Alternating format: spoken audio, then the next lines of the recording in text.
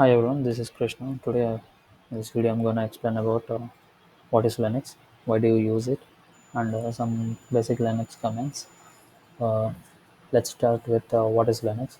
Linux is an operating system just like Windows and Mac OS, but it is free and open source, a very fast and secure and lightweight application, but in secure, mostly in secure servers like cloud DevOps, cybersecurity and networking. More than 90% of the cloud service DevOps tools and container platforms like Docker, Kubernetes run on Linux. And why do you use it? Uh, it's more stable and secure. Linux rarely crashes and it's very secure by default. And perfect for servers like AWS EC2, Azure VMs, and the Google Cloud. All use Linux.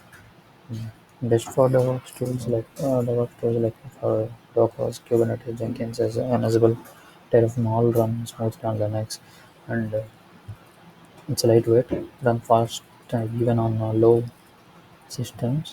memory systems. And, the main advantage is it's an open source. Anyone can use, modify, or customize it as they like. Here are a few basic commands, as we can see. Here we use mkdir for create a directory. We use a cp command for copy and cat to view the file. And here we have a vi. Vi is an editor. We have different type of editors like a vi, nano, some of those. But I mainly use vi. It's a personal opinion. No one can use as a like. Let's execute a few comments on the bash. Before that, let's connect to instance. So I have already launched the instance just to visit time. So directly let's connect for it. And here we can copy the link. Let's go to folders and from here I can access my pen key. So from here I will open the git bash. So let's paste the URL here, enter. See it's connected. Let's change it to sudo user.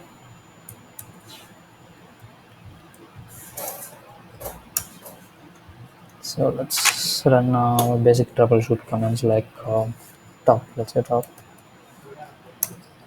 Here we can see it runs the CPU utilization.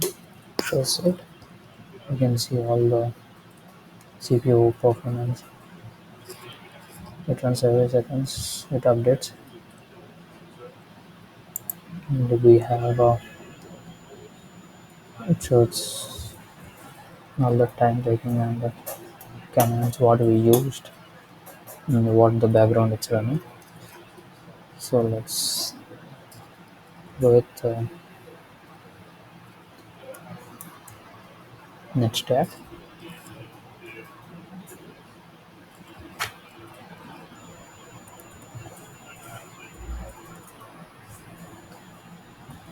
See here we can see in the next tab.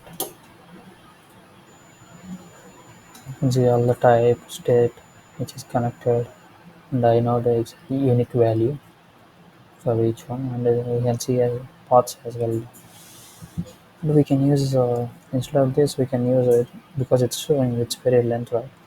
So instead of that, we can use next step space hyphen na, so that you can see more detailed version of it, right? All details, more detailed version of it.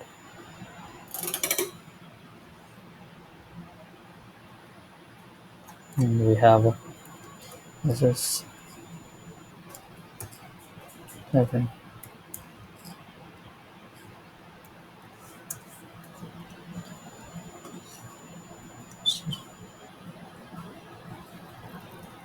to see the port numbers and the port addresses and everything here. And we have to check the processor, running processor, we can use a PS or a PS hyphen EF. See, in the PS it shows very few lines, whereas in the PS hyphen F you can list all the processes which are running in the background. See, there's a lot of processes running in the background. Let's see, uh, disk disk space. So we can use a DF. Here we can see write temp files and everything. Use it in available storage. All this and its mounted parts. So that we can just see the DF hyphen okay, let's say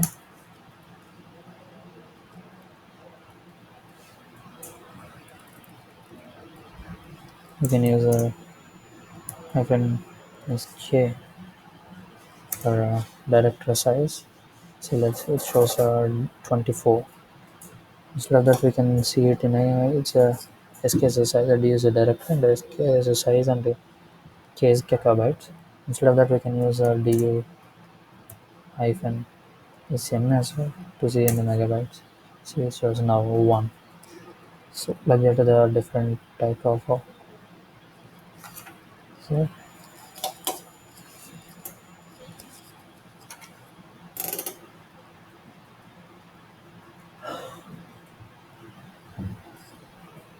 and let's see, let's go with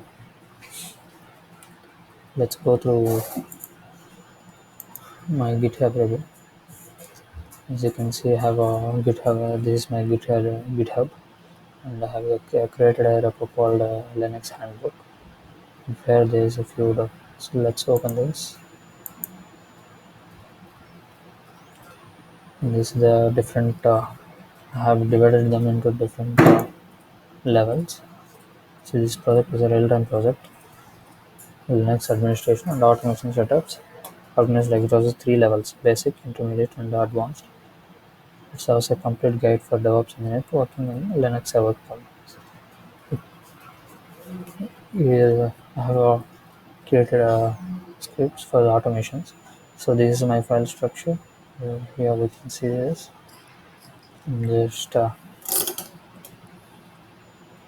going through all this, or just overview. See here all the different type of scripts I have written for the automation. These are the intermediate level 2 of the scripts.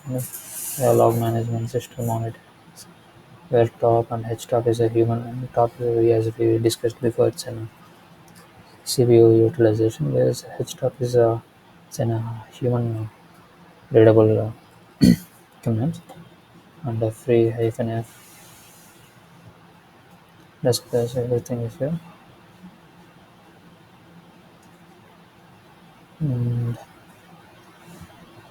let's execute a few scripts from here. And these are the troubleshooting commands as we discussed above. Like disk usage, we use df. For memory, we use free hyphen m. So let's say I will show you what to say here. Free. We use this command to check the memory. See, as we can see, this shows in the uh, megabytes. You see total space unused and the free space here. You can see all of them here. When what is this swap memory is? This is memory when the memory is full. So to run the application, it takes from internal storage. That's called swap memory, right? Let's go back to the README file. And these are all the troubleshooting commands, which is very important in daily life in a data DevOps engineer. Let's execute a few commands. Let's start from here. Okay, let's do this. Before that, let me clear the screen. So I'm creating VI,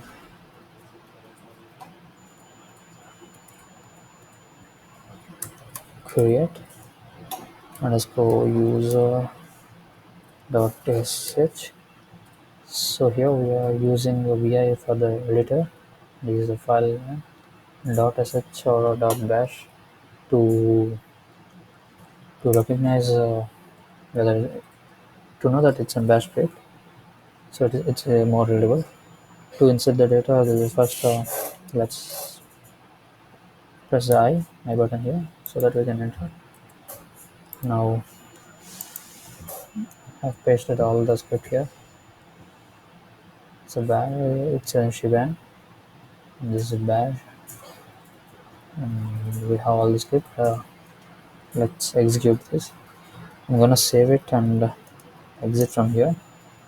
Now let's give an permissions to execute the file. Change, save, and create type. So here we are using chmod to change the permissions one file, and 755 like we're giving a owner read, write, execute permissions, and here 5 is re, build and execute, and we have all these two. So let's enter. Now let's execute it. Dot forward slash create, enter tab. We don't have to enter all the name, just enter the tab. See, as you can see here, the files have been created. Users has been created. D1, day 1, day 2, day 3. Three users has been created. Let's check whether it's created or not. So to check, we use command files cat forward slash ect forward slash password. See, we can, as we can see in this output, the users has been created here. Isn't day 1, day 2, and day 3, right? Okay. Uh, let's execute one more script. This is to create a directories and give permissions all this, and let's install a package. So let's clear screen. Okay, let me create a file here, package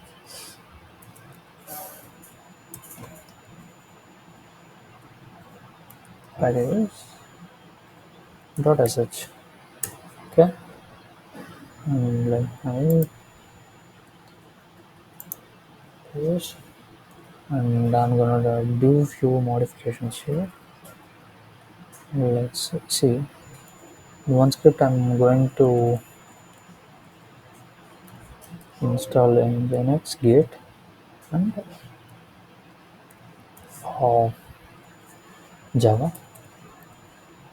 I'm just changing few things here to execute. And here depends on the system, we just change them. So here I'm giving Java. Okay, let's save and check whether it's running or not. Okay, so now what?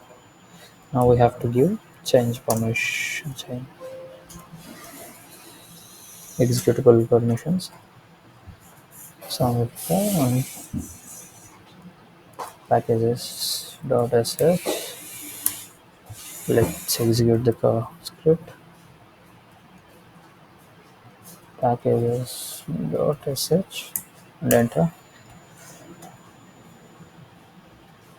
So here we can, as the output you can see now dependency resolved, nothing to down, nothing to do, complete. So let here we, as we can see here, The Nginx is already installed, and it's already installed.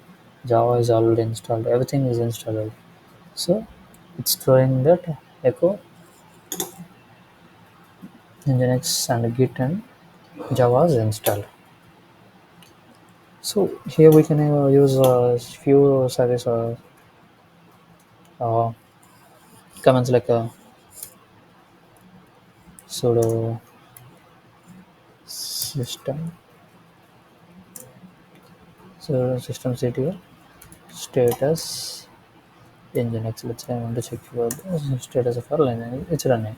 So if I want to stop this uh, service, so I can use a sudo systemctl stop nginx so that it will stop services. Let's check again.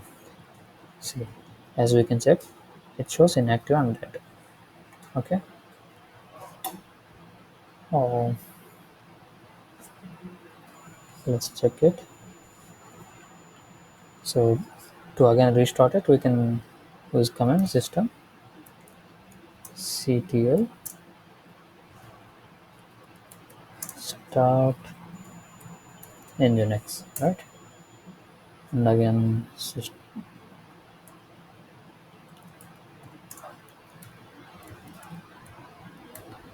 ctl enable nginx. So now it created a shemlink. Let's see whether it's running or not now. Using command systemctl status nginx, we can check. See, now it's running. Likewise, we can check all the services whether it's running or not, right? Okay.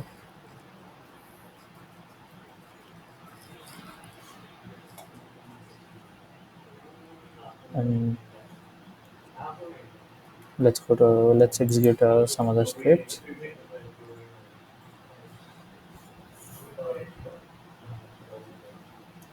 to backup a file. We can use this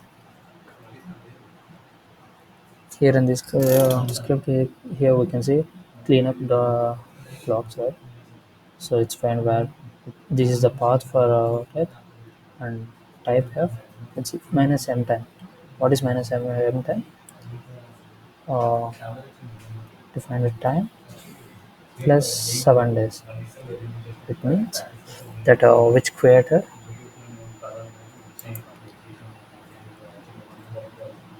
plus 7 days is going to, like, it's upcoming 7 days, like, we use minus here minus 7 when it's already, it's if it's a older file or 7 days back, then we use plus 7. It's a, let's get executed. So again we are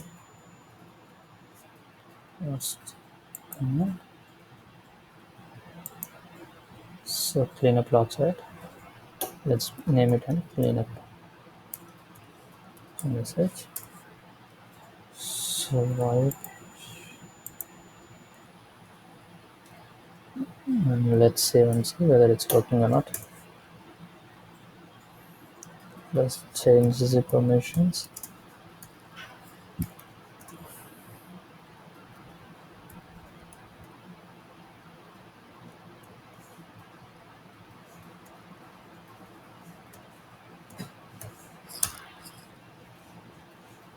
Now let's execute this.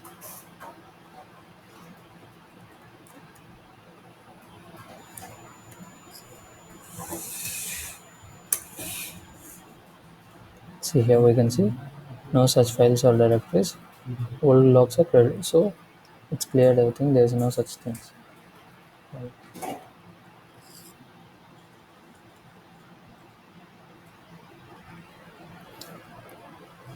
Here we can use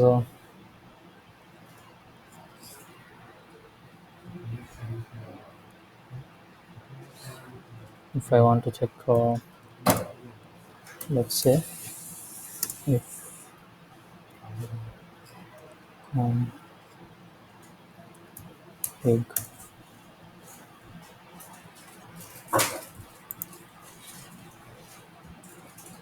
To check app health. To check the health of the app, let's go clear the screen and vi health log dot sh insert paste and go. So give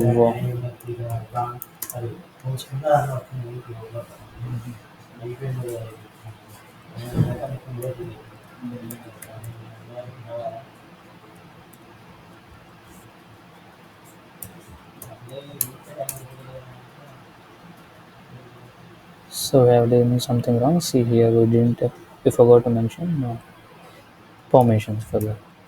So let's just do this. Now let's enter the permissions. Now it will execute. Right, and let's execute the command script, right? And execute. So there's something error in this.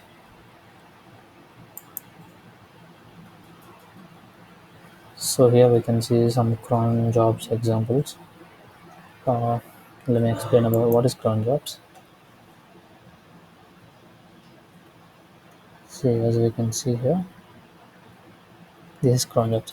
Cron job is a scheduled task that can cron daemon execute automates at specific specified intervals. It is fundamentally utilized for automating and repetitive system administration tasks such as backups, log rotation, system into maintenance, and running custom scripts, everything.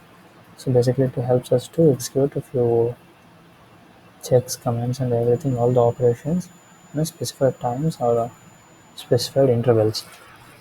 As the requirement, we just so here there, as we can see here, we have we can see five stars, right? So first star is for minute like 0 to 59 minutes, and the second one is hour.